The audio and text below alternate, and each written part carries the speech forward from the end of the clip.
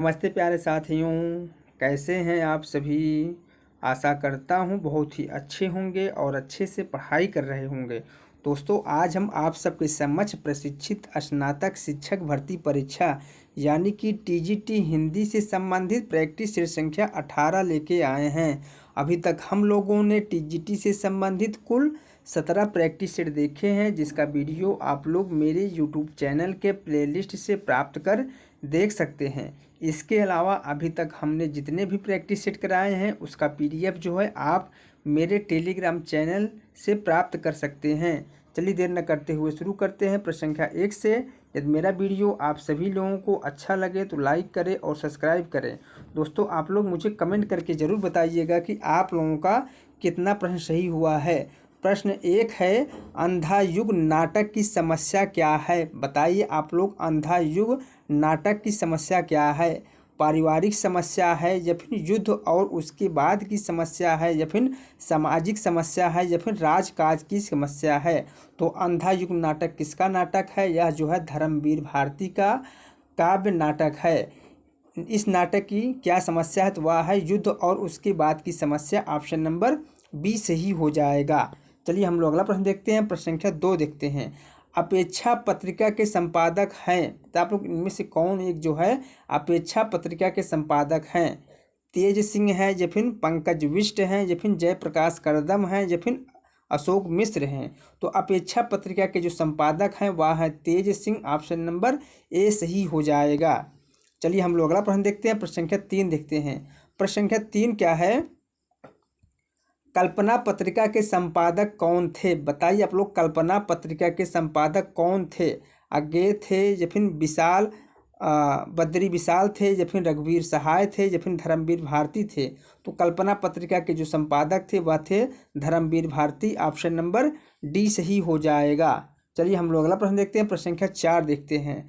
छायापथ किस विधा की रचना है? बताइए आप लोग, छायापथ जो है किस विधा की रचना है? एकांकी विधा की रचना है या फिर संस्मरण विधा की रचना है या फिर गद्य काव्य है या फिर रिपोर्ताज। दोस्तों, यहाँ पर होगा रिपोर्ताज। तो छायापथ किस विधा की रचना है? तो छायापथ जो है गद्य काव्य विधा की रचना है। ऑप्शन नंबर सी सही हो जाएगा। इसके लेखक कौन है? तो इसके लेखक जो है राय कृष्ण दास थे। चलिए हम लोग अगला प्रश्न देखते हैं। प्रश्न संख्या 5 देखते हैं। प्रश्न संख्या 5 क्या है? भक्तन को कहा सीकरी सो काम। भक्तन को कहा सीकरी सो काम, यह किस कवि की काव्य पंक्ति है? नंददास की है या फिर परमानंद दास की है या फिर कुम्भन दास की है या फिर तुलसीदास की है? तो बताइए आप लोग, यह काव्य पंक्ति किसकी है? भक्तन को कहा सीकरी सो काम, आवत जात पनहैया टूटी बिसर गयो हरिनाम। यह जो काव्य पंक्ति है यह है कुम्भन दास जी का है। ऑप्शन नंबर सी सही हो जाएगा। चलिए हम लोग अगला प्रश्न देखते हैं। प्रश्न संख्या 6 देखते हैं। प्रश्न संख्या 6 क्या है? सही युग्म का इसमें से हमें चयन करना है। इनमें से एक युग्म जो है सही है वह हमें बताना है। तो बताइए आप लोग, विलायत यात्रा किसकी रचना है? भागवत शरण उपाध्याय की रचना है कि नहीं है? तो यह जो है भागवत शरण उपाध्याय की रचना नहीं है, यह इसलिए यह नहीं सही हो जाएगा। विलायत यात्रा किसकी रचना है? तो विलायत यात्रा जो है प्रताप नारायण मिश्र की रचना है। तूफानों के बीच किसकी रचना है? देवेंद्र सत्यार्थी की रचना है। तो यह जो है देवेंद्र सत्यार्थी की रचना नहीं है। तूफानों के बीच यह किसकी रचना है? यह जो है रंगे राघव की रचना है। किसकी? रंगे राघव की रचना है। अगला है हिमालय यात्रा किसकी रचना है? तो हिमालय यात्रा जो है राम वृक्ष बिनीपुरी की रचना नहीं है। यह किसकी रचना है? यह जो है काका कालेलकर की रचना है हिमालय यात्रा। जबकि आखिरी चट्टान जो है मोहन राकेश की रचना है। यह युग्म सही है, इसलिए ऑप्शन नंबर डी सही हो जाएगा। चलिए हम लोग अगला प्रश्न देखते हैं। प्रश्न संख्या 7 देखते हैं। प्रश्न संख्या 7 क्या है? प्रश्न संख्या 7 है, संविधान के किस अनुच्छेद के उपबंधों के अधीन रहते हुए, संविधान के किस अनुच्छेद के उपबंधों के अधीन रहते हुए संसद में कार्य हिंदी में या अंग्रेजी में किया जाएगा? अनुच्छेद 342 या फिर अनुच्छेद 344 या फिर अनुच्छेद 350 या फिर अनुच्छेद 348। तो इसमें जो ऑप्शन सही हो जाएगा ऑप्शन नंबर डी सही हो जाएगा, अनुच्छेद 348। चलिए हम लोग अगला प्रश्न देखते हैं। प्रश्न संख्या 8 देखते हैं। प्रश्न संख्या 8 क्या है, संविधान की 8वीं अनुसूची में बोडो, डोंगरी, मैथिली और संथाली भाषाओं को किस वर्ष जो है सम्मिलित किया गया? 1992 में, या फिर 1993 में, या फिर 2003 में, या फिर 2004 में? तो संविधान की 8वीं अनुसूची में जो है बोडो, डोंगरी, मैथिली और संथाली भाषा को 2003 में सम्मिलित किया गया, इसलिए ऑप्शन नंबर सी सही हो जाएगा। चलिए हम लोग अगला प्रश्न देखते हैं, कुटज निबंध के लेखक कौन है? बताइए आप लोग, कुटज निबंध के लेखक कौन है? तो कुटज निबंध की जो लेखक हैं वह है Hazari Prasad Dwivedi, option number D सही हो जाएगा।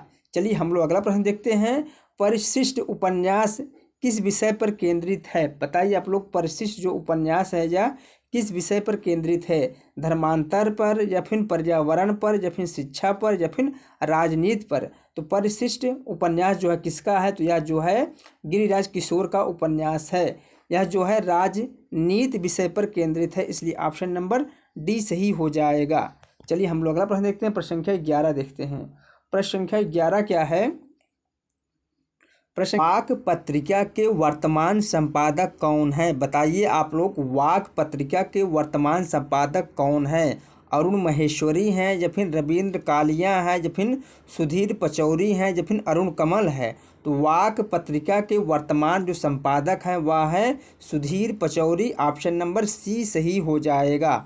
चलिए हम लोग अगला प्रश्न देखते हैं, प्रश्न संख्या 12 देखते हैं। प्रश्न संख्या 12 क्या है? पाली पद की बहुमान व्युत्पत्ति क्या है, उसे हमें बताना है। तो पाली पद की बहुमान जो व्युत्पत्ति है वह है ऑप्शन नंबर सी पर्याय, उसके बाद पालियाय, उसके बाद पालियाली, उसके बाद पाली, इसलिए ऑप्शन नंबर सी सही हो जाएगा। चलिए हम लोग अगला प्रश्न देखते हैं, प्रश्न संख्या 13 देखते हैं। प्रश्न संख्या 13 क्या है?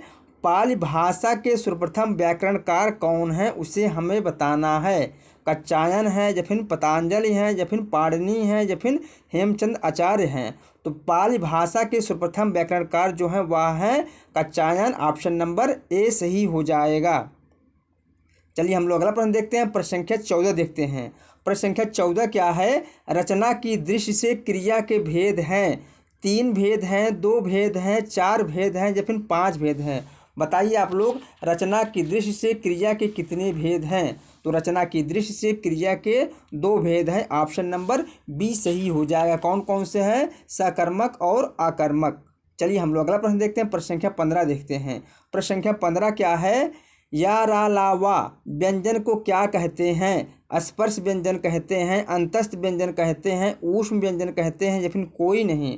तो या रा ला व्यंजनों को क्या कहते हैं? अंतस्थ व्यंजन कहते हैं, इसलिए ऑप्शन नंबर बी सही हो जाएगा। चलिए हम लोग अगला प्रश्न देखते हैं, प्रश्न संख्या 16 देखते हैं। प्रश्न संख्या 16 क्या है? सदियों का संताप किस कवि की कृति है? बताइए आप लोग, सदियों का संताप जो है किस कवि की कृति है? जयप्रकाश करदम की है, मोहनदास नैमिषारय की है, ओम प्रकाश वाल्मीकि की है, या फिर सुशीला टागभौरे की है? तो बताइए आप लोग, सदियों का संताप किसकी रचना है? तो सदियों का संताप जो है ओम प्रकाश वाल्मीकि की रचना है, ऑप्शन नंबर सी सही हो जाएगा। चलिए हम लोग अगला प्रश्न देखते हैं, प्रश्न संख्या 17 देखते हैं। प्रश्न संख्या 17 क्या है? मन्नू भंडारी ने अपनी किस कृति का स्वयं नाट्य रूपांतरण किया है? आपका बंटी, या फिर महाभोज, या फिर यही सच है, या फिर स्वामी? तो मन्नू भंडारी ने अपना उपन्यास महाभोज को स्वयं जो है नाट्य रूपांतरण किया है, इसलिए ऑप्शन नंबर बी सही हो जाएगा। चलिए हम लोग अगला प्रश्न देखते हैं, प्रश्न संख्या 18 देखते हैं। देवचरित्र अष्टयाम ग्रंथ की विषय वस्तु क्या है, उसे हमें बताना है। आश्रयदाता आजम शाह की प्रशस्ति है, या फिर रसों का विवेचन है, या फिर नायिका भेद है, या फिर नायक नायिका के विविध विलासों का वर्णन है? तो देवचरित्र अष्टयाम ग्रंथ का जो विषय है वह है नायक नायिका के विविध विलासों का वर्णन है, ऑप्शन नंबर बी सही हो जाएगा। चलिए हम लोग अगला प्रश्न देखते हैं, प्रश्न संख्या 19 देखते हैं। प्रश्न संख्या 19 क्या है? भारत सरकार के शिक्षा मंत्रालय के अधीन वैज्ञानिक और तकनीकी शब्दावली आयोग की स्थापना किस सन में हुई थी, उसे हमें बताना है। 1960 में, 1961 में, या फिर 1962 में, या फिर 1963 में? तो भारत सरकार के शिक्षा मंत्रालय के अधीन वैज्ञानिक और तकनीकी शब्दावली आयोग की स्थापना जो है 1961 ईस्वी में हुआ था। ऑप्शन नंबर बी सही हो जाएगा। कौन सा? ऑप्शन नंबर बी सही हो जाएगा। चलिए हम लोग अगला प्रश्न देखते हैं। लाठी शब्द का अर्थ, लाठी शब्द का अर्थ सहारा अर्थ विकास की किस प्रक्रिया के अंतर्गत होता है? बताइए आप लोग, लाठी शब्द का अर्थ सहारा अर्थ विकास की किस प्रक्रिया के अंतर्गत होता है? यह जो है अमूर्तीकरण प्रक्रिया के अंतर्गत होता है, इसलिए ऑप्शन नंबर डी सही हो जाएगा। चलिए हम लोग अगला प्रश्न देखते हैं। प्रश्न संख्या 21 देखते हैं। प्रश्न संख्या 21 क्या है? डॉक्टर धीरेन्द्र वर्मा ने वैदिक ध्वनियों की संख्या कितनी मानी है, उसे हमें बताना है। तो डॉक्टर धीरेन्द्र वर्मा ने वैदिक ध्वनियों की संख्या जो है 52 मानी है, 13 स्वर और 39 व्यंजन, इसलिए ऑप्शन नंबर ए सही हो जाएगा। चलिए हम लोग अगला प्रश्न देखते हैं। प्रश्न संख्या 22 देखते हैं। अकाल में सारस किस कवि की कविता संग्रह है? बताइए आप लोग, अकाल में सारस जो है किस कवि की कविता संग्रह है? चंद्रकांत देवताले का, या फिर उदय प्रकाश का, या फिर केदारनाथ सिंह का, या फिर राजेश जोशी का? तो अकाल में सारस जो है कविता संग्रह किसका है? तो यह जो है केदारनाथ सिंह जी का है। ऑप्शन नंबर सी सही हो जाएगा। इसी रचना पर इन्हें जो है किसको? केदारनाथ सिंह को साहित्य अकादमी पुरस्कार मिला था। चलिए हम लोग अगला प्रश्न देखते हैं। प्रश्न संख्या 23 देखते हैं। हिंदी का पहला समाचार पत्र उदंत मार्तंड प्रकाशित कब हुआ था? 1840 में, या फिर 1826 में, या फिर 1830 में, या फिर 1844 ईस्वी में? तो हिंदी का पहला समाचार पत्र उदंत मार्तंड जो है 1826 ईस्वी में सर्वप्रथम प्रकाशित हुआ था। ऑप्शन नंबर बी सही हो जाएगा। इसके जो प्रथम संपादक थे वह थे जुगल किशोर। यह जो पत्रिका है कलकत्ता से प्रकाशित होता था। यह पत्रिका जो है साप्ताहिक पत्रिका थी। चलिए हम लोग अगला प्रश्न देखते हैं। प्रश्न संख्या 24 देखते हैं। प्रश्न संख्या 24 क्या है? आचार्य शुक्ल ने एडविन अर्नाल्ड के आख्यान काव्य लाइट ऑफ एशिया का बुद्ध चरित्र नाम से किस भाषा में अनुवाद किया? खड़ी बोली में, या फिर अवधी में, या फिर ब्रजभाषा में, या फिर इनमें से कोई नहीं? तो आचार्य शुक्ल ने लाइट ऑफ एशिया का बुद्ध चरित्र नाम से ब्रजभाषा में अनुवाद किया, इसलिए ऑप्शन नंबर सी सही हो जाएगा। चलिए हम लोग अगला प्रश्न देखते हैं। हंस पत्रिका का प्रकाशन कहाँ से हुआ? बताइए आप लोग, हंस पत्रिका का प्रकाशन कहाँ से हुआ? मुंबई से, या फिर बनारस से, या फिर दिल्ली से, या फिर जयपुर से? तो हंस पत्रिका का प्रकाशन जो है बनारस से हुआ। ऑप्शन नंबर बी सही हो जाएगा। कौन सा? ऑप्शन नंबर बी सही हो जाएगा। चलिए हम लोग अगला प्रश्न देखते हैं। प्रश्न संख्या 26 देखते हैं। पद्मावत में कुल सर्ग या खंडों की संख्या कितनी है, उसे हमें बताना है। 57 है, 56 है, 55 है, या फिर 54 है? तो पद्मावत में कुल सर्गों की संख्या जो है 57 है। ऑप्शन नंबर ए सही हो जाएगा। चलिए हम लोग अगला प्रश्न देखते हैं। प्रश्न संख्या 27 देखते हैं। प्रश्न संख्या 27 क्या है? ब्रजभाषा हेतु ब्रजबास ही ना अनुमानो, ऐसे ऐसे कविन की बानी हूँ सो जानिए।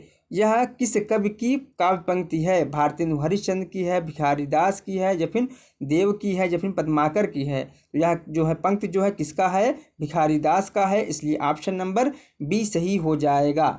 चलिए हम लोग अगला प्रश्न देखते हैं। प्रश्न संख्या 28 देखते हैं।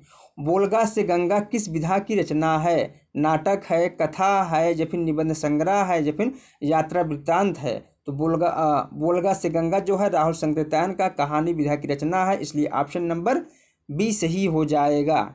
चलिए हम लोग अगला प्रश्न देखते हैं। प्रश्न संख्या 29 देखते हैं। आचार्य रामचंद्र शुक्ल ने किस रचना को ध्वनि काव्य माना है? बताए आप लोग, इनमें से किस रचना को आचार्य रामचंद्र शुक्ल ने ध्वनि काव्य माना है? सूरकृत भ्रमर गीत को, या फिर सूरसागर को, या फिर सूरसरावली को, या फिर साहित्य लहरी को? तो आचार्य शुक्ल ने ध्वनि काव्य जो है सूरकृत भ्रमर गीत को माना है, इसलिए ऑप्शन नंबर ए सही हो जाएगा। चलिए हम लोग अगला प्रश्न देखते हैं। झोपड़ी से राजभवन तक के लेखक कौन है? नैमिषराय हैं, या फिर माता प्रसाद हैं, या फिर कमल भारती हैं, या फिर सूरजपाल चौहान हैं? तो झोपड़ी से राजभवन तक के लेखक कौन है? तो वह है Mata Prasad. Option number B सही हो जाएगा। चलिए हम लोग अगला प्रश्न देखते हैं। प्रश्न संख्या 31 देखते हैं। राजभाषा नियम 1976 में कुल कितने नियम हैं? बताइए आप लोग, राजभाषा नियम 1976 में कुल कितने नियम हैं? 10 नियम है, 11 नियम है, 12 नियम है, या फिर 13 नियम है? तो इसमें जो है कुल 12 नियम है, इसलिए ऑप्शन नंबर सी सही हो जाएगा। चलिए हम लोग अगला प्रश्न देखते हैं। प्रश्न संख्या 32 देखते हैं। उच्चतम न्यायालय उच्च न्यायालयों में अधिनियमों, विधेयकों आदि के लिए प्रयोग की जाने वाली भाषा का उल्लेख संविधान के किस अनुच्छेद में है? अनुच्छेद 346 या फिर अनुच्छेद 345 या फिर अनुच्छेद 347 या फिर अनुच्छेद 348? तो बताइए आप लोग, उच्चतम न्यायालय उच्च न्यायालयों में अधिनियमों, विधेयकों आदि के लिए प्रयोग की जाने वाली भाषा का उल्लेख संविधान के किस अनुच्छेद में है? तो यह जो है संविधान के अनुच्छेद 348 के अंतर्गत आता है, इसलिए ऑप्शन नंबर डी सही हो जाएगा। चलिए हम लोग अगला प्रश्न देखते हैं। प्रश्न संख्या 33 देखते हैं। हिंदी की वैज्ञानिक एवं तकनीकी शब्दावली के निर्माण हेतु संस्कृत शब्दों को प्राथमिकता देते हुए उपयोगी शब्द ग्रहण किए जाते हैं। हिंदी भाषा से या फिर मराठी भाषा से या फिर बांग्ला भाषा से या फिर सभी मान्यता प्राप्त भारतीय भाषाओं से। इसमें जो ऑप्शन सही हो जाएगा, ऑप्शन नंबर डी सही हो जाएगा, सभी मान्यता प्राप्त भारतीय भाषाओं से, इसलिए ऑप्शन नंबर डी सही हो जाएगा। चलिए हम लोग अगला प्रश्न देखते हैं। प्रश्न संख्या 34 देखते हैं। प्रश्न संख्या 34 क्या है? मानक हिंदी व्याकरण में कारक वह व्याकरण कोटि है जो कार्य संपादित करने वालों की सूचना देती है या फिर संज्ञा या सर्वनाम के कार्यवाची प्रकार को बतलाती है या फिर उद्देश्य और विधेय पदों को जोड़ती है या फिर संज्ञा अथवा सर्वनाम पद का क्रियापद से संबंध व्यक्त करती है। तो इसमें जो ऑप्शन सही हो जाएगा, मानक हिंदी व्याकरण में कारक वह व्याकरण कोटि है जो संज्ञा अथवा सर्वनाम पद का क्रियापद से संबंध व्यक्त करती है। ऑप्शन नंबर डी सही हो जाएगा। चलिए हम लोग अगला प्रश्न देखते हैं। प्रश्न संख्या 35 देखते हैं। साक्षात रसमूर्ति किस कवि को कहा गया है? बताए आप लोग, साक्षात रसमूर्ति जो है किस कवि को कहा गया है? तुलसीदास को, सूरदास को, घनानंद को या फिर रसखान को? तो साक्षात रसमूर्ति जो है किससे कहा गया है? घनानंद को कहा गया है। ऑप्शन नंबर डी सी सही हो जाएगा। चलिए हम लोग अगला प्रश्न देखते हैं। राघव चेतन का संबंध है, बताइए आप लोग, राघव चेतन का संबंध है राम कथा से या फिर कृष्ण कथा से या फिर संत काव्य से या फिर पद्मावत से? तो राघव चेतन का संबंध जो है पद्मावत से है। ऑप्शन नंबर डी सही हो जाएगा। पद्मावत के लेखक कौन है? मलिक मोहम्मद जायसी हैं। चलिए हम लोग अगला प्रश्न देखते हैं। कामायनी के आनंदवाद का दार्शनिक आधार क्या है, उसे हमें बताना है। बताइए आप लोग, कामायनी के आनंदवाद का दार्शनिक आधार क्या है? अद्वैतवाद है या फिर शैवागम है या फिर रहस्यवाद है या फिर विशिष्टाद्वैत है? तो कामायनी के आनंदवाद का दार्शनिक आधार जो है वह है शैवागम। ऑप्शन नंबर बी सही हो जाएगा। चलिए हम लोग अगला प्रश्न देखते हैं। प्रश्न संख्या 38 देखते हैं। प्रश्न संख्या 38 क्या है? बिहारी सतसई की प्रसिद्धि का प्रमुख कारण क्या है, उसे हमें बताना है। ऑप्शन ए है कल्पना की समाहार की शक्ति या फिर ऑप्शन बी है नायिका भेद वर्णन या फिर ऑप्शन सी है प्रतीकों का नपा तुला प्रयोग या फिर ऑप्शन डी है पिंगल वर्णन। तो बिहारी सतसई की प्रसिद्धि का जो प्रमुख कारण है वह है कल्पना की समाहार की शक्ति। ऑप्शन नंबर ए सही हो जाएगा। चलिए हम लोग अगला प्रश्न देखते हैं। प्रश्न संख्या 39 देखते हैं। प्रश्न संख्या 39 क्या है? बूदी नरेश महाराज भाव सिंह का आश्रित कवि निम्नलिखित में से कौन था? बताइए आप लोग, इनमें से कौन एक कवि जो है बूदी नरेश महाराज भाव सिंह का आश्रित कवि था? बिहारी थे या फिर बोधा कवि थे या फिर मतीराम थे या फिर ठाकुर थे? तो बूदी नरेश भाव सिंह का आश्रित जो कवि थे वह थे मतीराम। ऑप्शन नंबर सी सही हो जाएगा। चलिए हम लोग अगला प्रश्न देखते हैं। प्रश्न संख्या 40 देखते हैं। प्रश्न संख्या 40 क्या है? कामता प्रसाद गुरु का हिंदी व्याकरण विषयक ग्रंथ जो नागरी प्रचारित सभा काशी से प्रकाशित हुआ था उसका नाम क्या था? हिंदी का सरल व्याकरण या फिर हिंदी का प्रमाणिक व्याकरण या फिर हिंदी व्याकरण या फिर हिंदी का व्यवहारिक व्याकरण? इसमें जो ऑप्शन सही हो जाएगा, ऑप्शन नंबर सी सही हो जाएगा, उसका नाम था हिंदी व्याकरण। चलिए हम लोग अगला प्रश्न देखते हैं। प्रश्न संख्या 41 देखते हैं। देवनागरी लिपि का विकास किस लिपि से हुआ है? बताइए आप लोग, देवनागरी लिपि का विकास जो है किस लिपि से हुआ है? खरोष्टी लिपि से या फिर कुटिल लिपि से या फिर ब्राह्मी लिपि से या फिर गुप्त लिपि से? तो देवनागरी लिपि का विकास जो है ब्राह्मी लिपि से हुआ है। ऑप्शन नंबर सी सही हो जाएगा। चलिए हम लोग अगला प्रश्न देखते हैं। प्रश्न संख्या 42 देखते हैं। सुनीत कुमार चटर्जी ने आधुनिक भारतीय आर्य भाषाओं के अंतर्गत पूर्वी हिंदी को किस शाखा के भीतर रखा है? उदीच के अंतर्गत या फिर प्रतीच के अंतर्गत या फिर प्राच के अंतर्गत या फिर दक्षिणात्य के अंतर्गत। तो इसमें जो ऑप्शन सही हो जाएगा, सुनीत कुमार चटर्जी ने आधुनिक भारतीय आर्य भाषाओं के अंतर्गत पूर्वी हिंदी को प्राच्य शाखा के अंतर्गत रखा है, इसलिए ऑप्शन नंबर सी सही हो जाएगा। चलिए हम लोग अगला प्रश्न देखते हैं, प्रश्न संख्या 43 देखते हैं। सर्वनाम का रूपांतरण किस कारण से नहीं होता है? वचन के या फिर लिंग के या फिर पुरुष के या फिर कारक के। तो इसमें जो ऑप्शन सही हो जाएगा, सर्वनाम का रूपांतरण जो है जिस कारण से नहीं होता है वह है लिंग के, ऑप्शन नंबर बी सही हो जाएगा। चलिए हम लोग अगला प्रश्न देखते हैं, प्रश्न संख्या 44 देखते हैं।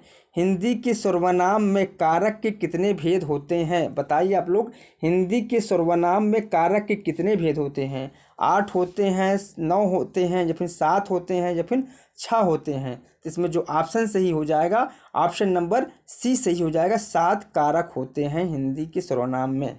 चलिए हम लोग अगला प्रश्न देखते हैं, प्रश्न संख्या 45 देखते हैं।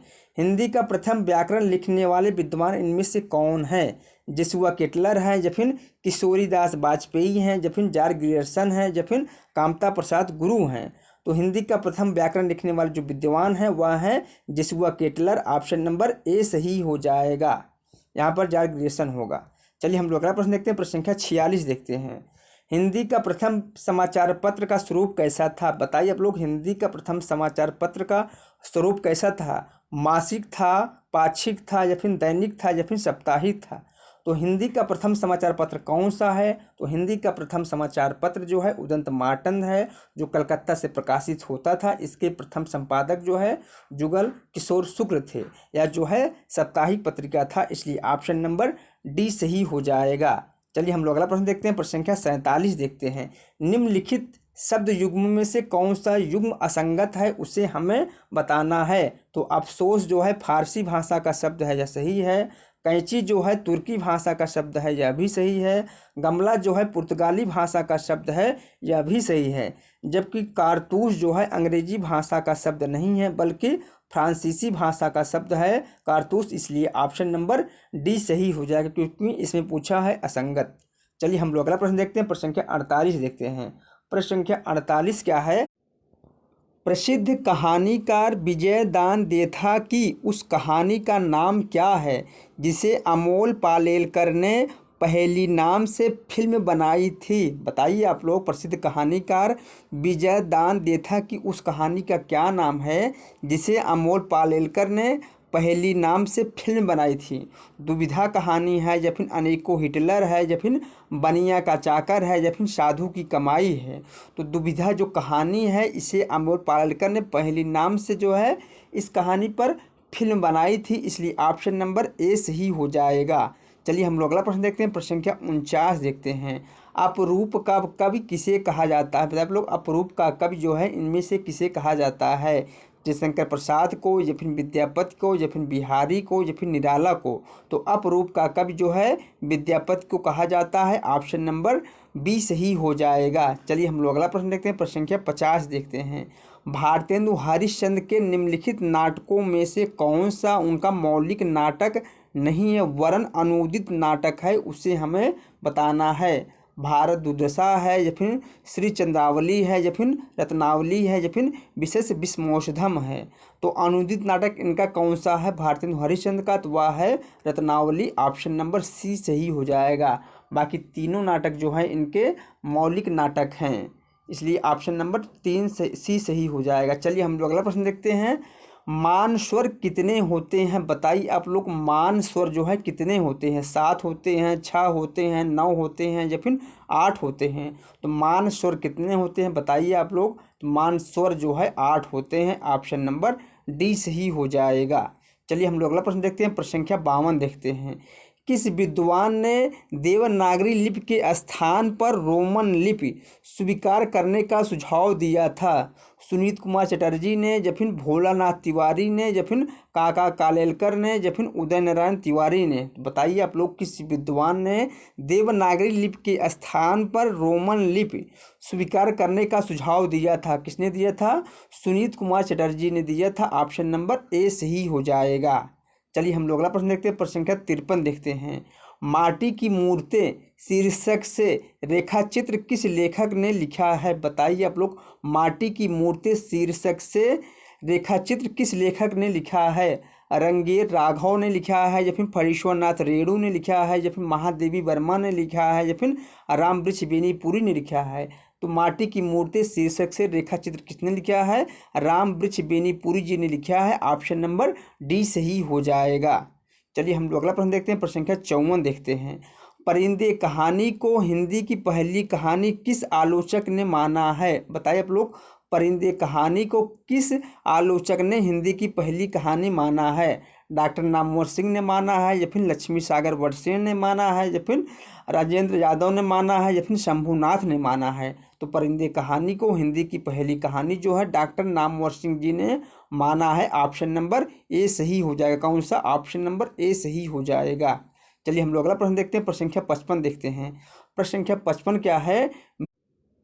मित्र संवाद पत्र साहित्य किनके बीच लिखे गए पत्रों का संग्रह है? बताइए आप लोग, मित्र संवाद पत्र साहित्य किनके बीच लिखे गए पत्रों का संग्रह है? रामविलास शर्मा और केदारनाथ अग्रवाल के बीच, या फिर नेमचंद जैन नागार्जुन के बीच, या फिर अमृतलाल नागर जसपाल के बीच, या फिर अज्ञे विद्यानिवास मिश्र के बीच? तो मित्र संवाद पत्र जो है किनके बीच लिखे गए पत्रों का संग्रह है? रामविलास शर्मा और केदारनाथ अग्रवाल के बीच, इसलिए ऑप्शन नंबर ए सही हो जाएगा। चलिए हम लोग अगला प्रश्न देखते हैं।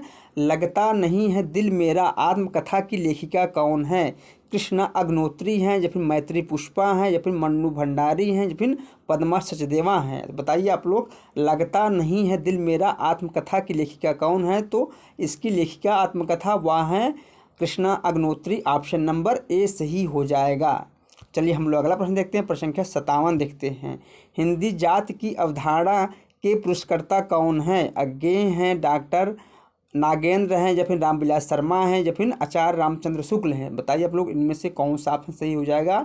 हिंदी जात की अवधारणा के पुरस्कर्ता कौन है? तो वह है Ramvilas Sharma. Option number C सही हो जाएगा। चलिए हम लोग अगला प्रश्न देखते हैं, प्रश्न संख्या 58 देखते हैं। इनमें से कौन सी कृति जो है प्रतिबंधित रही है? बताइए आप लोग, इनमें से कौन सी कृति जो है प्रतिबंधित रही है? भारत भारती, या फिर चिनगारियाँ, या फिर बंदनी, या फिर झांसी की रानी? तो इनमें से जो रचना प्रतिबंधित रही है वह है चिनगारियाँ। ऑप्शन नंबर बी सही हो जाएगा। चलिए हम लोग अगला प्रश्न देखते हैं, प्रश्न संख्या 59 देखते हैं। जगदम्बा बाबू गांव आ रहे हैं कहानी संग्रह किस कथा लेखिका की है? बताइए आप लोग, जगदम्बा बाबू गांव आ रहे हैं कहानी संग्रह जो है किस कथा लेखिका की है? ममता कालिया की है, या फिर चित्रा मुदगल की है, या फिर मैत्री पुष्पा की है, या फिर राजी सेठ की है? बताइए आप लोग, यह कहानी संग्रह किसका है? जगदम्बा बाबू गांव आ रहे हैं, तो यह है चित्रा मुदगल की कहानी संग्रह है, इसलिए ऑप्शन नंबर बी सही हो जाएगा। चलिए हम लोग अगला प्रश्न देखते हैं, प्रश्न संख्या 60 देखते हैं। इनमें से कौन सी भाषा संविधान की 8वीं अनुसूची में नहीं है? बताइए आप लोग, इनमें से कौन सी एक भाषा जो है भारतीय संविधान की 8वीं अनुसूची में नहीं है? डोंगरी नहीं है, या फिर भोजपुरी नहीं है, या फिर मैथिली नहीं है, या फिर बोडो नहीं है? तो संविधान में जो 8वीं अनुसूची में जो भाषा नहीं है वह है भोजपुरी। ऑप्शन नंबर बी सही हो जाएगा। चलिए हम लोग अगला प्रश्न देखते हैं, प्रश्न संख्या 61 देखते हैं। विस्मय या आश्चर्य किस रस का अस्थाई भाव है? बताइए आप लोग, विस्मय या आश्चर्य किस रस का अस्थाई भाव है? वीर रस का, हास्य रस का, या फिर अद्भुत रस का, या फिर रौद्र रस का? तो इसमें जो ऑप्शन सही हो जाएगा, विस्मय या आश्चर्य जो है अद्भुत रस का अस्थाई भाव है। ऑप्शन नंबर सी सही हो जाएगा। चलिए हम लोग अगला प्रश्न देखते हैं। आचार्य रामचंद्र शुक्ल के अनुसार सूर काव्य की ऐसी कौन सी बड़ी विशेषता है जो तुलसीदास में उतनी नहीं है? छंद वैविध्य, या फिर रस वैविध्य, या फिर नवीन प्रसंगों की उद्भावना, या फिर प्रबंध पढ़ुता? इसमें जो ऑप्शन सही हो जाएगा, ऑप्शन नंबर सी सही हो जाएगा। नवीन प्रसंगों की उद्भावना, ऑप्शन नंबर सी सही हो जाएगा। चलिए हम लोग अगला प्रश्न देखते हैं, प्रश्न संख्या 63 देखते हैं। प्रश्न संख्या 63 क्या है? भाषा वह साधन है, भाषा वह साधन है जिसके द्वारा मनुष्य अपने विचार दूसरों पर भली भांति प्रकट कर सकता है और दूसरों के विचारों को स्पष्टता समझ सकता है। यह परिभाषा किसकी है?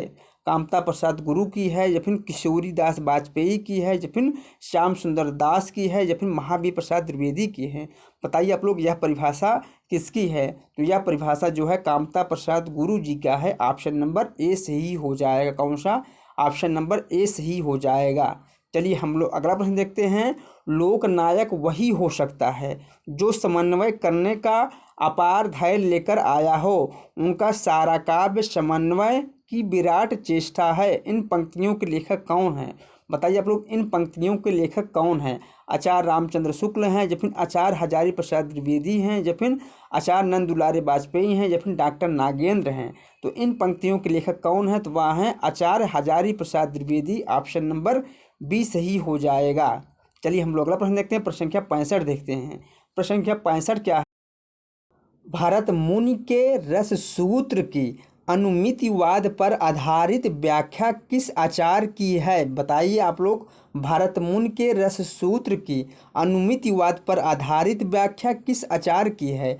भट्ट लोलट की है या फिर भट्ट नायक की है या फिर भट्ट शंकु की है या फिर अभिनव गुप्त की है? तो भरत मुनि के रस सूत्र पर आधारित अनुमतिवाद पर आधारित व्याख्या जो है किसका है? भट्ट शंकु का है। ऑप्शन नंबर सी सही हो जाएगा। चलिए हम लोग अगला प्रश्न देखते हैं। प्रश्न संख्या 66 देखते हैं।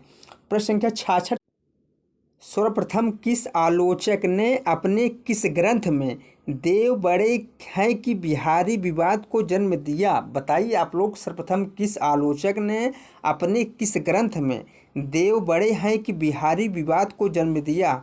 मिश्र बंधुओं ने अपनी रचना हिंदी नवरत्न में या फिर पद्म सिंह शर्मा ने अपनी रचना बिहारी सतसई की भूमिका में या फिर कृष्ण बिहारी मिश्र ने अपनी रचना देव और बिहारी में या फिर लाला भगवान दीन ने अपनी रचना बिहारी और देव में? तो बताइए आप लोग किस आलोचक ने सर्वप्रथम जो है देव बड़ी बिहारी की विवाद को जन्म दिया? तो मिश्र बंधुओं ने जो है अपनी रचना हिंदी नवरत्न में देव बड़े हैं कि बिहारी विवाद को जन्म दिया था। ऑप्शन नंबर ए सही हो जाएगा।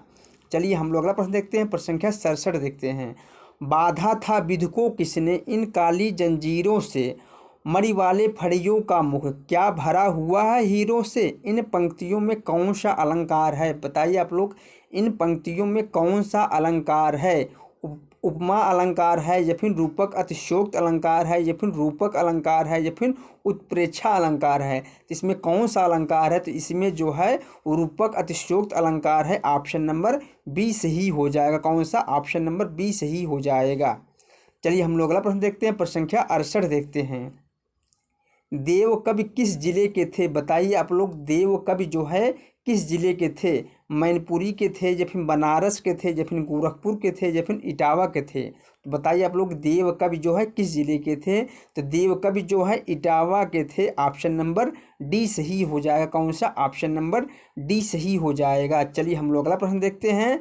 आचार्य रामचंद्र शुक्ल ने हिंदी साहित्य का इतिहास के आधुनिक गद्य साहित्य परंपरा का प्रवर्तन के अंतर्गत प्रथम उत्थान की काल अवधि क्या निर्धारित की है? बताइए आप लोग आचार्य रामचंद्र शुक्ल ने हिंदी साहित्य का इतिहास के आधुनिक गद्य साहित्य परंपरा का प्रवर्तन के अंतर्गत प्रथम उत्थान की काल अवधि क्या निर्धारित की है? तो आचार्य रामचंद्र शुक्ल ने क्या निर्धारित की? प्रथम उत्थान की काल अवधि वह निर्धारित की है संवत 1925 से 1950 विक्रमी तक। ऑप्शन नंबर बी सही हो जाएगा। चलिए हम लोग प्रश्न देखते हैं। प्रश्न संख्या 70 देखते हैं। अखरावट काव्यकृत की रचयिता कौन है? बताइए आप लोग अखरावट जो है काव्यकृत जो है किसकी रचना है? उस्मान की है, जायसी की है, मंझन की है या फिर कुतुबन की है? तो अखरावट किसकी रचना है? यह है मलिक मोहम्मद जायसी की रचना है। ऑप्शन नंबर बी सही हो जाएगा। चलिए हम लोग अगला प्रश्न देखते हैं। आलपीन और गमला किस विदेशी भाषा के शब्द हैं? बताइए आप लोग आलपीन और गमला जो है किस विदेशी भाषा के शब्द हैं? फ्रेंच के हैं, जापानी के हैं या फिर अंग्रेजी के हैं या फिर पुर्तगाली के हैं? तो यह दो शब्द बहुत बार पूछा गया है। आलपीन और गमला किस विदेशी भाषा के शब्द हैं? तो यह जो है पुर्तगाली भाषा के शब्द हैं। इसलिए ऑप्शन नंबर बी सही हो जाएगा। चलिए हम लोग अगला प्रश्न देखते हैं। भक्ति काल के किस कवि को जड़िया विशेषण से विभूषित किया जाता है? बताइए आप लोग, भक्ति काल के किस कवि को जड़िया विशेषण से विभूषित किया जाता है? चतुर्भुज दास को, या फिर नंददास को, या फिर सूरदास को, या फिर परमानंद दास को? तो नंददास को जड़िया विशेषण से विभूषित किया जाता है, इसलिए ऑप्शन नंबर बी सही हो जाएगा। नंददास के संदर्भ में एक दोहा मशहूर है, और कवि गड़िया नंददास जड़िया, इसलिए ऑप्शन नंबर बी सही हो जाएगा। चलिए हम लोग अगला प्रश्न देखते हैं, प्रश्न संख्या 73 देखते हैं। रचना के आधार पर वाक्य के कितने भेद होते हैं? 6 भेद होते हैं, 3 भेद होते हैं, 8 भेद होते हैं, या फिर 4 भेद होते हैं? तो रचना के आधार पर वाक्य के जो है 3 भेद होते हैं। कौन कौन सा? सरल वाक्य, मिश्र वाक्य और संयुक्त वाक्य, इसलिए ऑप्शन नंबर बी सही हो जाएगा। चलिए हम लोग अगला प्रश्न देखते हैं, प्रश्न संख्या 74 देखते हैं। कत देखाए कामनी दई, दामिनी को यह बाह, थर थरात सो तन फिरे, फर फरात घन माए, किस कवि की यह काव्य पंक्ति है? बताइए आप लोग, यह काव्य पंक्ति जो है किस कवि की है? अब्दुल रहीम खान खाना की है, या फिर बिहारी लाल की है, या फिर सैयद गुलाम नबी रसलीन की है, या फिर भिखारी दास की है? तो यह काव्य पंक्ति जो है किसकी है? तो यह है बिहारी लाल जी का, ऑप्शन नंबर बी सही हो जाएगा। चलिए हम लोग अगला प्रश्न देखते हैं, प्रश्न संख्या 75 देखते हैं। प्रश्न संख्या 75 क्या है? हिंदी के मध्यकाल का भक्ति आंदोलन भारतीय चिंताधारा का स्वाभाविक विकास है, किस कवि की यह काव्य पंक्ति है? बताइए आप लोग, यह काव्य पंक्ति जो है किस कवि की है? आचार्य रामचंद्र शुक्ल का है, या फिर आचार्य हजारी प्रसाद द्विवेदी का है, या फिर डॉक्टर राम कुमार वर्मा का है, या फिर राहुल संकीर्तन का है? तो यह काव्य पंक्ति किसका? तो यह जो है आचार्य हजारी प्रसाद द्विवेदी जी का है, ऑप्शन नंबर बी सही हो जाएगा। चलिए हम लोग अगला प्रश्न देखते हैं, प्रश्न संख्या 76 देखते हैं। दंडी के काव्यशास्त्री ग्रंथ का कौन सा नाम है, उसे हमें बताना है? प्रतिदर्श है, या फिर काव्यालंकार है, या फिर काव्यादर्श है, या फिर साहित्य दर्पण है?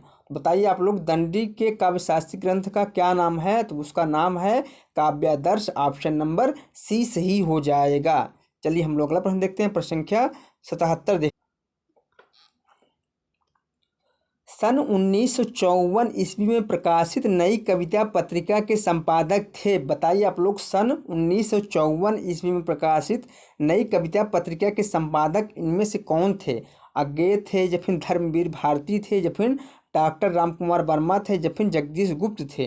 तो सन 1954 ईस्वी में प्रकाशित नई कविता पत्रिका के जो संपादक थे वह थे जगदीश गुप्त, ऑप्शन नंबर डी सही हो जाएगा। चलिए हम लोग अगला प्रश्न देखते हैं। खलटाही का दूसरा नाम है? बाघेली है, या फिर बुंदेली है, या फिर ब्रजी है, या फिर छत्तीसगढ़ी है? तो खलटाही का दूसरा नाम है छत्तीसगढ़ी, ऑप्शन नंबर डी सही हो जाएगा। चलिए हम लोग अगला प्रश्न देखते हैं। स्वनिम का अर्थ है? तब लोग क्या, स्वनिम का क्या अर्थ है? वर्ण है, या फिर अक्षर है, या फिर शब्द है, या फिर ध्वनि है? तो स्वनिम का जो अर्थ है वह है ध्वनि, ऑप्शन नंबर डी सही हो जाएगा। चलिए हम लोग अगला प्रश्न देखते हैं, प्रश्न संख्या 80 देखते हैं। गोस्वामी तुलसीदास ने रघुनाथ गाथा यानी कि रामचरितमानस की रचना किस उद्देश्य से की थी?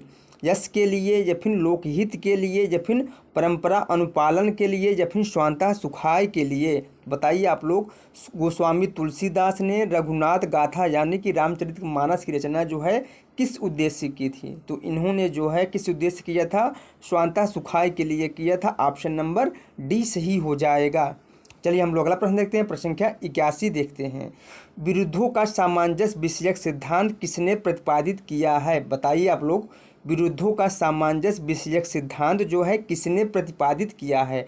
डॉक्टर नागेंद्र ने, या फिर हजारी प्रसाद द्विवेदी ने, या फिर आचार्य रामचंद्र शुक्ल ने, या फिर विश्वनाथ प्रसाद मिश्र ने?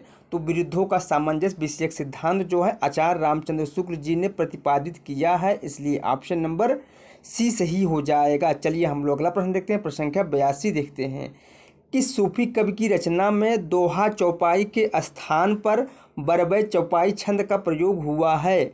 नूर मोहम्मद के, या फिर कुतुबन के, या फिर मुल्ला दाऊद के, या फिर कासिम शाह के? तो बताइए आप लोग, किस सूफी कवि की रचना में दोहा चौपाई के स्थान पर बरवे चौपाई छंद का प्रयोग हुआ है? बताइए आप लोग। तो इसमें जो ऑप्शन सही हो जाएगा, ऑप्शन नंबर ए सही हो जाएगा।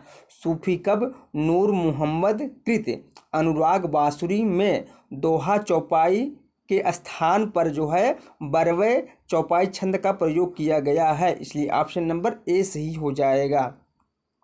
चलिए हम लोग अगला प्रश्न देखते हैं। भट्ट लोलट द्वारा प्रतिपादित मत कौन सा है? बताइए आप लोग, भट्ट लोलट द्वारा प्रतिपादित इनमें से कौन सा मत है? उत्पत्तिवाद है या फिर अभिव्यक्तिवाद है या फिर भोगवाद है या फिर अनुमितिवाद है? तो भट्ट लोलट द्वारा जो प्रतिपादित जो मत है वह है उत्पत्तिवाद, ऑप्शन नंबर ए सही हो जाएगा। उत्पत्तिवाद का एक अन्य नाम है आरोपवाद। चलिए हम लोग अगला प्रश्न देखते हैं। प्रश्न संख्या 84 देखते हैं। काव्य शोभाकारान धर्मान अलंकारात प्रक्षते उक्त के लेखक कौन हैं? आचार्य भामा हैं या फिर विश्वनाथ हैं या फिर मम्मट हैं या फिर दंडी है? बताइए आप लोग, यह परिभाषा जो है किसकी है? तो यह परिभाषा जो है दंडी का है, ऑप्शन नंबर डी सही हो जाएगा। कौन सा? ऑप्शन नंबर डी सही हो जाएगा। चलिए हम लोग अगला प्रश्न देखते हैं। प्रश्न संख्या 85 देखते हैं। सदल मिस्र की भाषा की विशेषता है? बताइए आप लोग, इनमें से कौन सी एक विशेषता जो है सदल मिस्र की है? पूर्वीपन है या फिर सहज या प्रवाहमयी भाषा है या फिर उर्दू की प्रमुखता है या फिर किस्सा गोसाई है? तो सदल मिस्र की भाषा की जो विशेषता है वह है पूर्वीपन, ऑप्शन नंबर ए सही हो जाएगा। कौन सा? ऑप्शन नंबर ए सही हो जाएगा। चलिए हम लोग अगला प्रश्न देखते हैं। कविता की तीसरी आंख के रचनाकार कौन है? बताइए आप लोग, कविता की तीसरी आंख के रचनाकार कौन है? शेरजंग गर्ग हैं या फिर मृदुला गर्ग हैं या फिर प्रभाकर छेत्री हैं या फिर इनमें से कोई नहीं? बताइए आप लोग, कविता की तीसरी आंख के रचनाकार कौन है? तो कविता की तीसरी आंख की जो रचनाकार है वह है Prabhakar Chhetri, option number C सही हो जाएगा। चलिए हम लोग अगला प्रश्न देखते हैं। प्रश्न संख्या 87 देखते हैं। भक्ति काल को हिंदी काव्य का स्वर्ण युग सर्वप्रथम किसने कहा? बताइए आप लोग, भक्ति काल को हिंदी काव्य का स्वर्ण युग सर्वप्रथम किसने कहा? मिश्र बंधुओं ने कहा या फिर आचार्य रामचंद्र शुक्ल ने कहा या फिर ग्रियर्सन ने कहा या फिर हजारी प्रसाद द्विवेदी जी ने कहा? तो भक्ति काल को हिंदी काव्य का स्वर्ण युग जो है किसने सर्वप्रथम कहा? ग्रियर्सन ने कहा, ऑप्शन नंबर सी सही हो जाएगा। चलिए हम लोग अगला प्रश्न देखते हैं। प्रश्न संख्या 88 देखते हैं। हिंदी के काव्य भाषा परक समीक्षक का नाम क्या है? बताएं आप लोग, हिंदी के काव्य भाषा परक समीक्षक का नाम क्या है? विजय देव नारायण शाही हैं या फिर डॉक्टर रघुवंश है या फिर रामस्वरूप चतुर्वेदी हैं या फिर नेमचंद जैन है? तो हिंदी के काव्य भाषा परक समीक्षक का जो नाम है वह है Ramswaroop Chaturvedi, option number C सही हो जाएगा।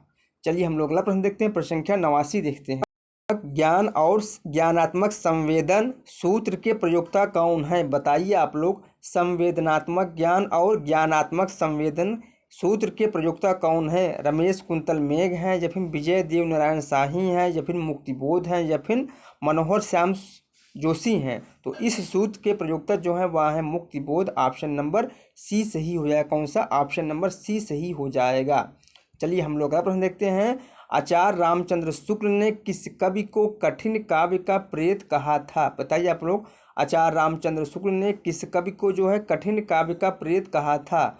भूषण को या फिर केशवदास को या फिर देव को या फिर मतिराम को? तो आचार्य रामचंद्र शुक्ल ने केशवदास को जो है कठिन काव्य का प्रेत कहा था, इसलिए ऑप्शन नंबर बी सही हो जाएगा। चलिए हम लोग अगला प्रश्न देखते हैं। वाक्यम रसात्मक काव्यम काव्य परिभाषा के प्रयोक्ता कौन है? बताइए आप लोग, यह काव्य परिभाषा जो है किसकी है? पंडित राज जगन्नाथ की है या फिर आचार्य वामन की है या फिर आचार्य दंडी की है या फिर आचार्य विश्वनाथ की है? तो वाक्यम रसात्मक काव्यम काव्य के जो परिभाषा के जो परिभाषाकार हैं वह है आचार्य विश्वनाथ, इसलिए ऑप्शन नंबर डी सही हो जाएगा। चलिए हम लोग अगला प्रश्न देखते हैं। प्रश्न संख्या 92 देखते हैं। तुलसीदास चंदन घिसे के लेखक कौन है? बताइए आप लोग, तुलसीदास चंदन घिसे के लेखक कौन है? विद्यानिवास मिश्र हैं या फिर हरिशंकर परसाई हैं या फिर कुबेरनाथ राय हैं या फिर इनमें से कोई नहीं है? तो इसमें जो ऑप्शन सही हो जाएगा, तुलसीदास चंदन घिसे के जो लेखक हैं वह है Harishankar Parsai, option number B सही हो जाएगा। कौन सा? ऑप्शन नंबर बी सही हो जाएगा। चलिए हम लोग अगला प्रश्न देखते हैं। कुटिचाटन नाम से हिंदी के किस साहित्यकार ने निबंध लिखे हैं? अज्ञे ने लिखा है या फिर जैनेन्द्र ने लिखा है या फिर हजारी प्रसाद द्विवेदी जी ने लिखा है या फिर ये सभी? तो बताइए आप लोग, कुटचाटन नाम से किसने हिंदी में जो है निबंध लिखे हैं? तो वह लिखे हैं कौन? Sachchidanand Hiranand Vatsyayan Agyeya. Option number A सही हो जाएगा। चलिए हम लोग अगला प्रश्न देखते हैं, प्रश्न संख्या 94 देखते हैं। बांगरू जो है किस उपभाषा वर्ग की बोली है? बताइए आप लोग, बांगरू जो है किस उपभाषा वर्ग की बोली है? पश्चिमी हिंदी की, या फिर पूर्वी हिंदी की, या फिर बिहारी की, या फिर पहाड़ी की? तो बताइए आप लोग, बांगरू जो है किस उपभाषा वर्ग की बोली है? तो यह है पश्चिमी हिंदी के अंतर्गत। ऑप्शन नंबर ए सही हो जाएगा। चलिए हम लोग अगला प्रश्न देखते हैं, प्रश्न संख्या 95 देखते हैं। उदयभान चरित्र के लेखक कौन है? बताइए आप लोग, उदयभान चरित्र किसकी रचना है? लल्लू लाल की रचना है, या फिर सदल मिश्र की रचना है, या फिर सदा सुखलाल की रचना है, या फिर इंसा अल्लाह खां की रचना है? तो बताइए आप लोग, उदयभान चरित्र के लेखक कौन है? तो उदयभान चरित्र के लेखक जो है इंसा अल्लाह खां है। ऑप्शन नंबर डी सही हो जाएगा। कौन सा? ऑप्शन नंबर डी सही हो जाएगा। इसका एक अन्य नाम है रानी केतकी की कहानी। चलिए हम लोग अगला प्रश्न देखते हैं, प्रश्न संख्या 96 देखते हैं। अमन का राग के लेखक कौन है? बताइए आप लोग, अमन का राग के लेखक कौन है?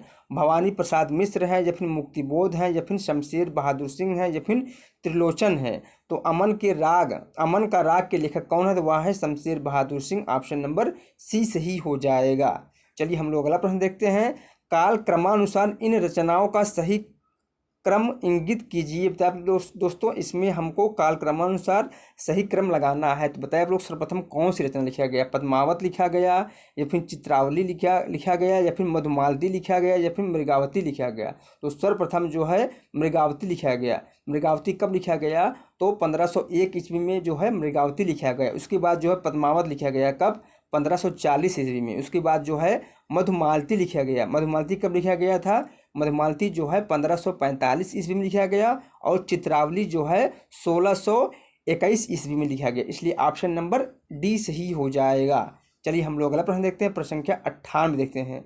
प्रश्न संख्या 98 क्या है?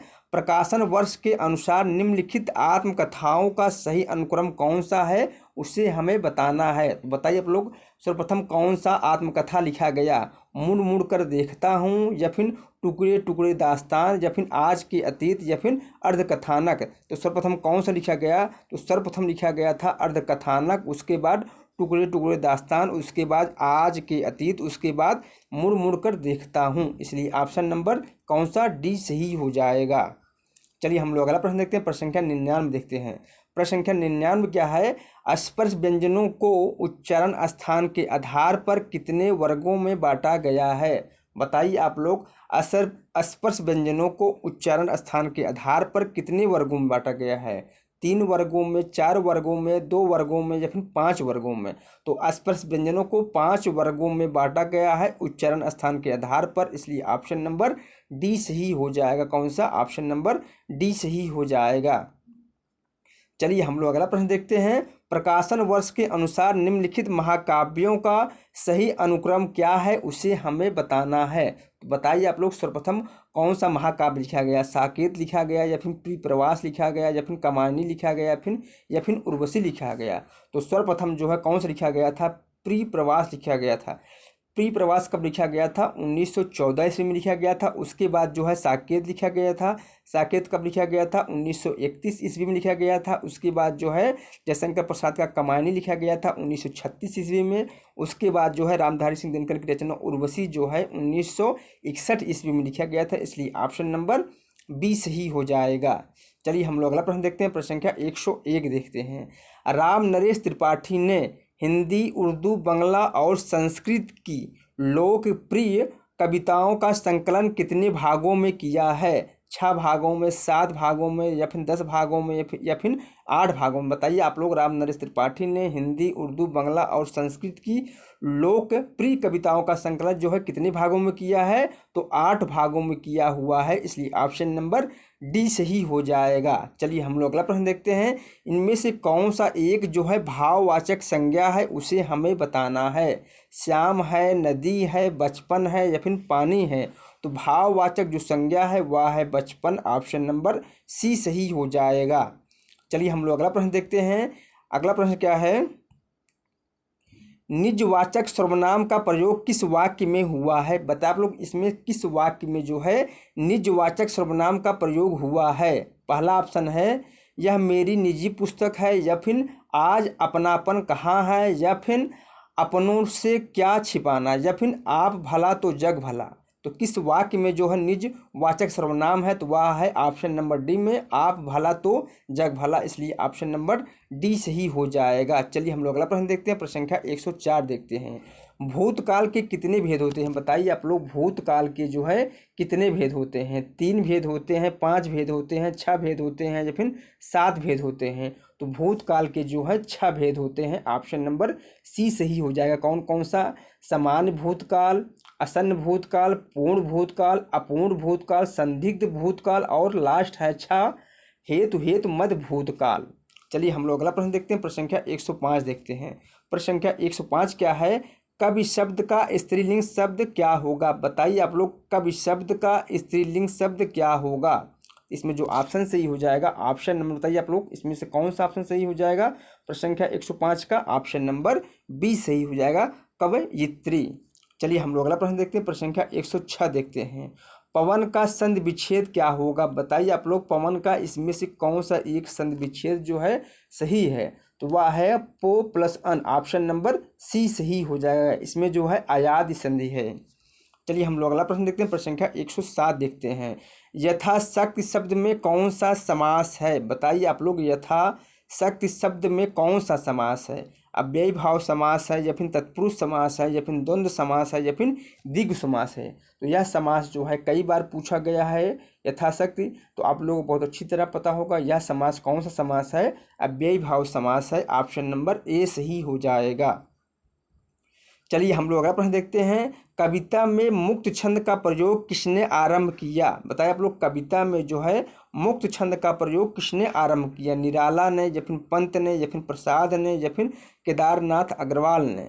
तो कविता में मुक्त छंद का प्रयोग जो है छायावादी कवि जो है निराला ने प्रारंभ किया, ऑप्शन नंबर ए सही हो जाएगा। चलिए हम लोग अगला प्रश्न देखते हैं, प्रश्न संख्या 109। मधुर मधुर मेरे दीपक जल में कौन सा भाव व्यक्त हुआ है? बताइए आप लोग, मधुर मधुर मेरे दीपक जल में कौन सा भाव व्यक्त हुआ है? श्रृंगार भाव, या फिर विरह भाव, या फिर करुणा भाव, या फिर विरह और रहस्य भाव? तो इस पंक्ति में जो है विरह और रहस्य भाव व्यक्त हुआ है, इसलिए ऑप्शन नंबर डी सही हो जाएगा। यह काव्य पंक्ति किसकी है? तो यह काव्य पंक्ति जो है महादेवी वर्मा जी की है। चलिए हम लोग अगला प्रश्न देखते हैं, प्रश्न संख्या 110 देखते हैं। प्रश्न संख्या 110 क्या है? हिमाद्रि तुंग श्रृंग से क्या है? यह प्रेम गीत है, या फिर शोक गीत है, या फिर हास्य गीत है, या फिर प्रयाण गीत है? यह जो है जयशंकर प्रसाद का नाटक जो है चंद्रगुप्त का जो है प्रेरणा गीत है, इसलिए ऑप्शन नंबर डी सही हो जाएगा। चलिए हम लोग अगला प्रश्न देखते हैं, प्रश्न संख्या 111 देखते हैं। प्रश्न संख्या 111 क्या है? जी हाँ हुजूर, मैं गीत बेचता हूँ किस कविता की पंक्ति है? रोटी कविता की, या फिर उषा कविता की, या फिर स्वदेशी शासक कविता की, या फिर गीत फरोश कविता की? तो बताइए आप लोग, यह काव्य पंक्ति जो है किस कविता की है? तो यह काव्य पंक्ति जो है किस कविता से लिया गया है? तो यह जो है गीत फरोश कविता से लिया गया है, ऑप्शन नंबर डी सही हो जाएगा। कौन सा? ऑप्शन नंबर डी सही हो जाएगा। इस कविता के जो है रचनाकार कौन है? तो वह है भवानी प्रसाद मिश्र, गीत फरोश कविता के। चलिए हम लोग अगला प्रश्न देखते हैं, प्रश्न संख्या 112 देखते हैं।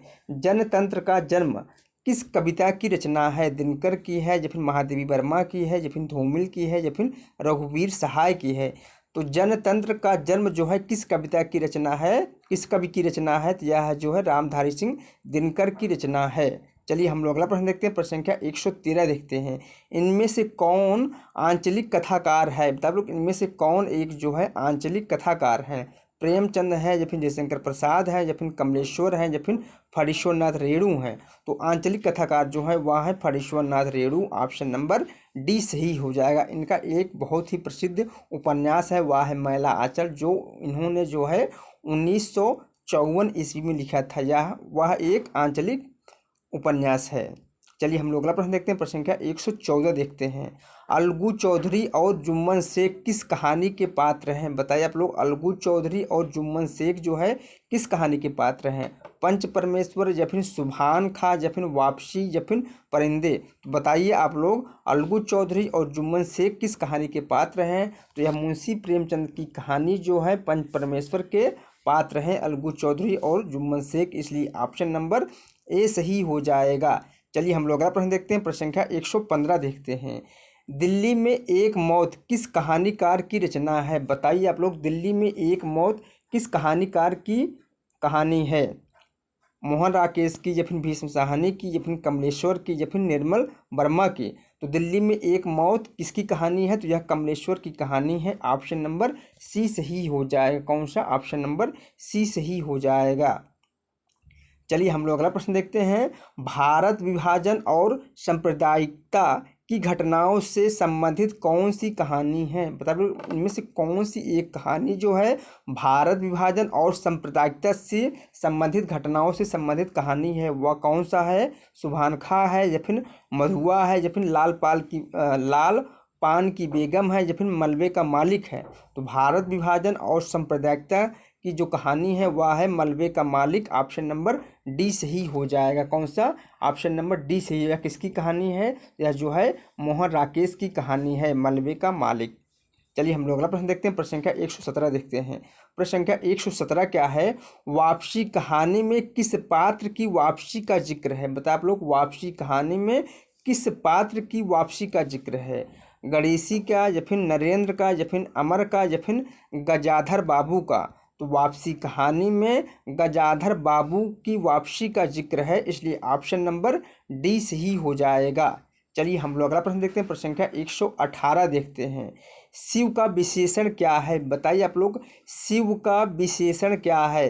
शिवेश है या फिर शंकर है या फिर शैव है या फिर शैल है? तो बताइए आप लोग, शिव का विशेषण क्या है? तो शिव का जो विशेषण है वह है शैव। ऑप्शन नंबर सी सही हो जाएगा। चलिए हम लोग अगला प्रश्न देखते हैं।